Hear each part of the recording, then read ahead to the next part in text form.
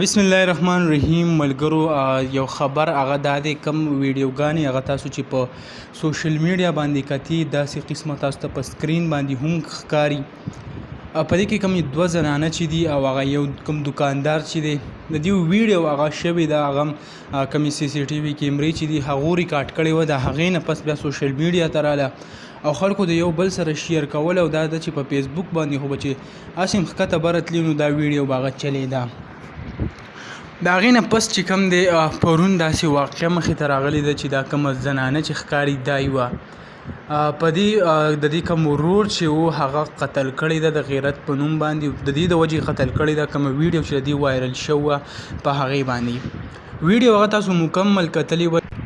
او ویډیو کې هغه تاسو کتلی کوم دکاندار چې دی هغه چې د دې سره کم حرکت وکړو د هغې نه پس کپړې وي او که څه وي هغه له ورکړو خو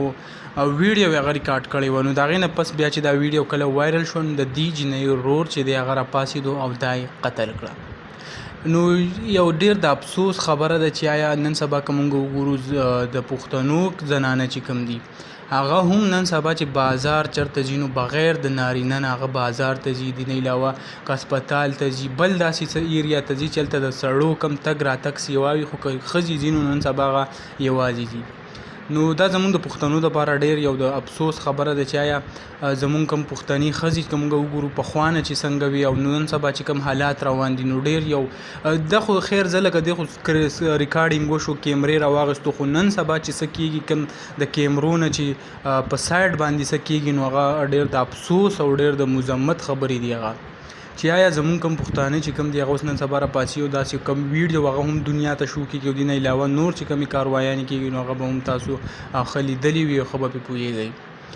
نو تاسو ټولو ته هغه اخره کې یو ریکویسټ کوم کومه ویډیو چې هغه شوې ده او خلک یې شیر کوي د دې نه بس نور قلار شي اوس څه چې هغه وشو غلطي و او که هر څه و هغه چې شوي دي خو تاسو چې کوم دی دا ویډیو هغه نور په سوشل میډیا باندې هغه مه شیر کوئ نو دغه معلوماتو دغه په حقله باندې چې کوم قتل چې کړی شوی دی کوم دا جنۍ چې قتل کړی شوی دی د هغې په حقله باندې نو امید لرم ویډیو مو خوښ شوي که ویډیو مو خوښ شوي ویډیو لایک کړئ او که زموږ په چینل نه وي چینل سبسکرایب کړئ د داسې نورو ویډیوګانو لپاره انشاءالله په بل ویډیو کې به ملاویږو د نن دپاره دا کافي وه د لوی الله په امان